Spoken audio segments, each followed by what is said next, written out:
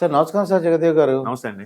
ఇప్పుడు phone tapping విషయంలో తెలంగాణలో చాలా గొడవలు అవుతున్నాయండి. ఇది పెద్ద పెద్ద వాళ్ళ మీదకి వెళ్ళిపోయినాయండి. ఇది అంటే ఏదో ఫామ్ హౌస్ అంటున్నారు, లేదంటే వాళ్ళ అబ్బాయి అంటున్నారు, ఇలా ఏదో చెప్తున్నారు. ఇదే విషయం మరి ఆ ఏపీలో కూడా అలా చేసి ఉంటారేమో అనిపిస్తుందండి వాళ్ళకి.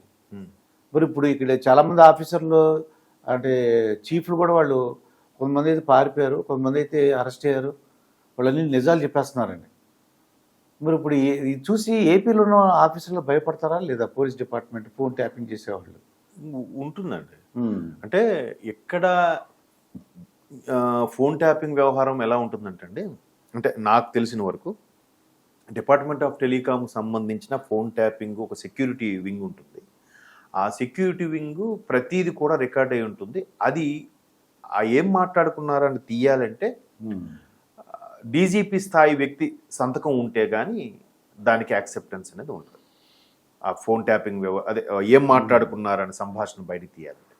బట్ ఇక్కడున్న ఫోన్ ట్యాపింగ్ వ్యవహారం ఏంటంటే కాన్వర్జేషన్ని అంతా రికార్డ్ చేసి పొందుపరిచే ఒక పరికరం. అది ఇజ్రాయెల్ నుంచి తెప్పించబడింది అన్నట్టు కూడా వింటారు. ఎందుకంటే ప్రపంచంలో ఏ టెక్నాలజీ వచ్చినా కూడా ఇజ్రాయెల్ చెందిన వాళ్ళే అది ఇన్వెన్షన్ కనిపెట్టడం జరుగుతుంది. దాన్ని ప్రజలకు అందజేస్తారు. ఇప్పుడు ఆండ్రాయిడ్ ఫోన్స్ కూడా ఇజ్రాయెల్ వాళ్ళు. ఎందుకంటే ఈ క్రిస్టియానిటీలో కూడా ఒక నమ్మకం ఉంది ఏంటంటే ఇజ్రాయిల్లో ఉండే ఏదైతే ఉందో జ్యూస్ అంటారు, వాళ్ళు జ్యూస్కి సంబంధించిన జాతి ఏదైతే ఉందో వాళ్ళు చాలా మేధావులని, వాళ్ళు దానికి చెందిన వర్గం వాళ్ళే ఇటువంటివన్నీ ఇన్వెన్షన్ చేస్తారు. సో ప్రపంచంలోనే అత్యంత బలమైన దాన్ని ఏమంటారు సిబిఐ వ్యవస్థ ఏదైతే ఉందో ఇంటెలిజెన్స్ బ్యూరో ఇజ్రాయెల్ చాలా బలంగా ఉంటుందని చాలామంది నమ్మకం. అంటే విశ్లేషకులు చెప్పిన దాంట్లో కూడా చూశాను నేను.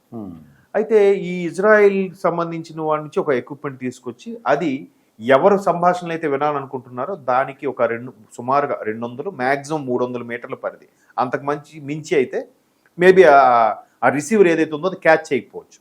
సో అక్కడ ఒక భూమిలో ఒక ఎక్విప్మెంట్ పాతిపెట్టు లేదంటే ఒక టవర్కో ఒక పోల్కో దాన్ని అనుసంధానం చేసి ఏ వ్యక్తికి చేస్తున్నారో ఆ వ్యక్తి వైపు ఆ రిసీవర్ సిగ్నల్ పెడితే మ్యాక్సిమం ఏం చేమ చిటుక్కుమన్నా ఒక పిన్ పాయింట్ పడినా కూడా స్పష్టంగా మాటల్ని గ్రాప్ చేసి అది రిసీవ్ చేసుకుంటుందట కాన్వర్జేషన్ అన్నీ కూడా.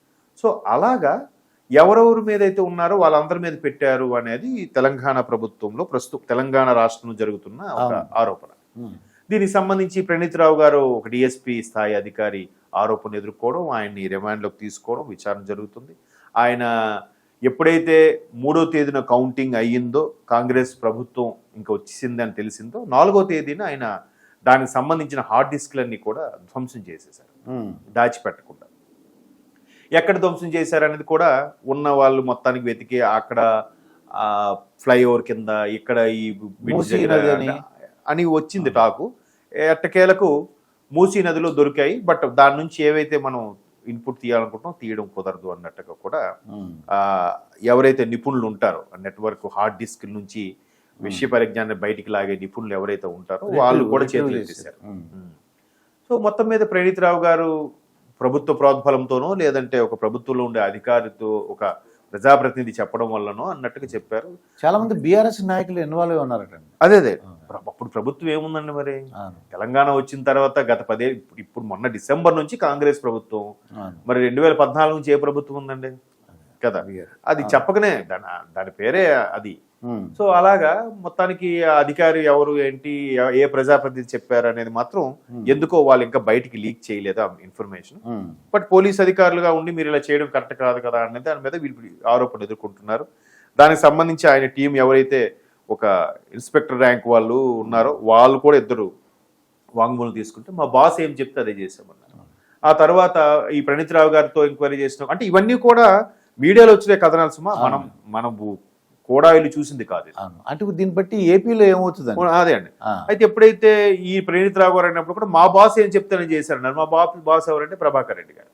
ఆయన విదేశాలకు వెళ్ళిపోయారు. ఆయన కూడా ఇప్పుడు టచ్ లోకి వచ్చారు. నేను ఖచ్చితంగా ఎవరో అక్కడ ప్రభుత్వం వాళ్ళు ప్రెజర్ చేయబట్టి నేను చేశాను కానీ నేను నిమిత్త మాత్రమే అని చెప్పే ప్రయత్నంలో ఉన్నారట ఆయన. సో ఇట్లా నడుస్తుంది. బట్ ఎవరేం మాట్లాడితే ఎవరు పేక చుట్టుకుంటుందా అని చెప్పి ఎవరికెవరు ఏం మాట్లాడలేదు. ఈవెన్ కేటీఆర్ గారు కూడా ఏమన్నారు, ఈ ఆరోపణలు నా మీద ఇంకొకసారి చేస్తే పరువు నష్టం దావా వేస్తానన్నారు. అక్కడికి అది స్తబ్దుగా ఉంది ప్రస్తుతానికి. బట్ వాళ్ళకైతే ఇన్ఫర్మేషన్ ఉంది. మేబీ కాంగ్రెస్ ప్రభుత్వం అవసరమైనప్పుడు బయటికి తీపిస్తుందేమో చూడాలి. Let we see. ఇక ఏపీ విషయానికి వస్తే ఇక్కడే ఇప్పుడు వీళ్ళు తెలివి మీరంటే అక్కడ కూడా తెలివి మీరిపోవచ్చు. ఎందుకు మీరిపోరు?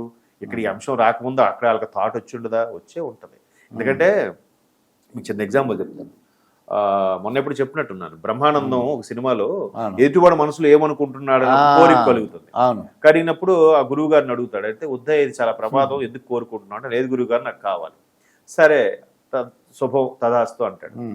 ఇంకా ప్రతి ఒక్కడు ఏమనుకుంటున్నాడు మనసు ఒక ఫ్రెండ్ చాలా బాధాకరం అనమాట. చాలా బాధాకరం కాదు, చాలా విచిత్రమైన కోరిక అది. ఆఖరికి ఇంట్లో భార్య దగ్గరికి నానా రారా అని పిలుస్తాడు కొడుకుని. వచ్చిన తర్వాత వీడు భలే ఉన్నాడు కదా మన అబ్బాయి అని సార్ అంటే వెంటనే అలా ఆవిడ మనసులో అనుకుంటుంది, వీడికి పుట్టలేదు తెలిస్తే వీడు ఏమైపోతాడో అని. అంటే అది ఎలాంటి విషయం చూడండి. ఇంకా మనస్సాంతో బతకగలడా వాడు? సో అలాంటి పరిస్థితులు వచ్చినప్పుడు ఏంటంటే ముందు ప్రతిపక్షాలు ఎవరు మాట్లాడుకున్నారని తెలుసుకోవాలనుకుంటారు. తర్వాత ఈ మధ్యన ఇక్కడ తెలంగాణలో ఇంకో అంశం కూడా వచ్చింది. కొంతమంది హీరోయిన్ల సంభాషణలు కూడా విన్నారు, ఆ హీరోయిన్లు కూడా లోబర్చుకున్నారు అన్నట్టు కూడా కొన్ని వార్తలు వచ్చాయి. అలా లోబర్చుకోవడం వల్ల కొంతమంది హీరోయిన్లు విడాకుల వరకు కూడా వెళ్ళిపోయారు అని కూడా వచ్చింది. పేర్లు అనవసరం. సో అలాగా ఇప్పుడు అక్కడ కూడా థాట్ వచ్చి ఉండదు కదా, వచ్చే ఉంటది.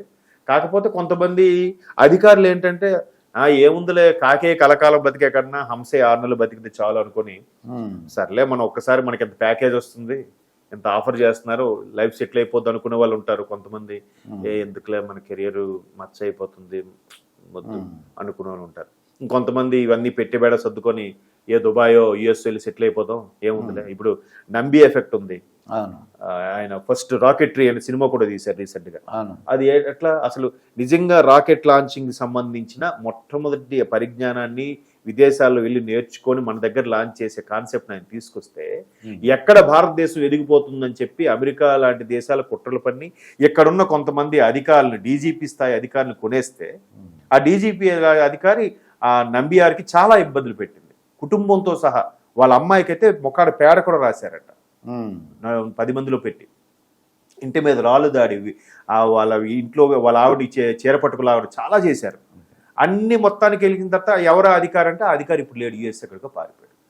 ఇక్కడ వెళ్ళిపోయి చాలా ఏళ్ళైంది. ఇప్పుడు ఏపీ పోలీసులు భయపడతారంటారా? అలాగా అదే చెప్తున్నాను. అలాగా కొంతమంది ప్యాకేజీలకి సర్లే మనం విదేశాలకు వెళ్ళిపోతే మనం ఎవడేం చేయలేడు అనుకునే వాళ్ళు కూడా చేయొచ్చు. రేపొద్దున గవర్నమెంట్ మారితే ఇంకెన్ని బయటకు వస్తాయి చూడాలి. చేసి ఉండొచ్చు, ఇంకే అంశంలో కూడా చేసి ఉండొచ్చు. ఇప్పుడు లోకేష్ గారు ప్రతిసారి రెడ్ డైరీ చూపిస్తున్నారు కదా, ఆ రెడ్ డైరీ ఏంటది? ఎట్లాంటి అవకతవకలకు పాటుపడిన వాళ్ళు, ఎవరెవరైతే అనుమానం వచ్చిందో, ఎవరెవరైతే అధికారులు వీళ్ళకి బొగ్గు చూపుతున్నారు, వీళ్ళని అరెస్ట్ చేస్తున్నారు, వీళ్ళు చేయట్లేదు అనుకున్న వాళ్ళు వాళ్ళందరినీ రెడ్ డైరీ పట్టుకొని చూపిస్తున్నాడు కదా ఆయన గత 2 ఏళ్లుగా. యువగలం పాదయాత్ర ముందు నుంచి కూడా ఆయన అదే మాట్లాడుతున్నారు. సో ఒక్కసారి గవర్నమెంట్ మారాక తెలుస్తుంది. ఇక్కడ కూడా కేసీఆర్ గారు సూపర్ అని అనుకున్నారు. రేవంత్ రెడ్డి గారు వచ్చిన 10 రోజుల్లోనే ల్యాండ్ క్లూజర్లని, గ్రూప్ 2 ఎంప్లాయీస్ స్కామ్లని, లేదంటే వరంగల్లో ఒక పెద్ద ప్రజాప్రతినిధి ఒక షాపింగ్ కాంప్లెక్స్ కి 5 ఏళ్ల నుంచి కరెంటు బిల్లు కట్టట్లేదని, ఇవన్నీ బయటకు వస్తున్నాయి. మరి ఇక్కడ మారిన తర్వాత కూడా ఎన్ని వస్తాయి చూద్దాం. అది చూసినప్పుడు మన వాళ్ళు అంటే తెలుసుకుని తప్పు తెలుసుకుని ఇంకా తప్పు చేయకుండా ఉంటే ఎట్లా అయిపోయిందంటే వాళ్ళు కూడా ఒక మర్డర్ చేసినా ఉరి శిక్ష, 10 మర్డర్ చేసినా ఒకటే ఉరి శిక్ష కదా అనే కాన్సెప్ట్ లో ఉన్నారు వాళ్ళు. అది కాబట్టి ఇంకా రియలైజ్ అవ్వరు. ఎలాగూ నిండా మునిగిన వాడికి చలేంటి అన్నట్టు ఆల్రెడీ ఇన్ని చేసాం కదా, ఏముంది అవనేలే, ఇంకెందుకు, ఇంకా కొద్ది రోజుల్లో ఉంది టైం, ఈలోగా మనం ఎక్కడ పెట్టుబడి సత్తుకుని పారిపోదాం అనుకునే వాళ్ళు కూడా ఉన్నారు. అధికారులే పారిపోతున్నప్పుడు సామాన్యుడు ఇంకేముంది, ఇన్కమ్ వస్తే సెటిల్ అయిపోయినట్టే కదా లైఫ్ లో. ఇదండి జగదేవ్ గారితో జరిగిన ఇంటర్వ్యూ. మరొక ఇంటర్వ్యూతో మీ ముందుంటాను. మీ మాస్టర్ దుర్గా ప్రసాద్.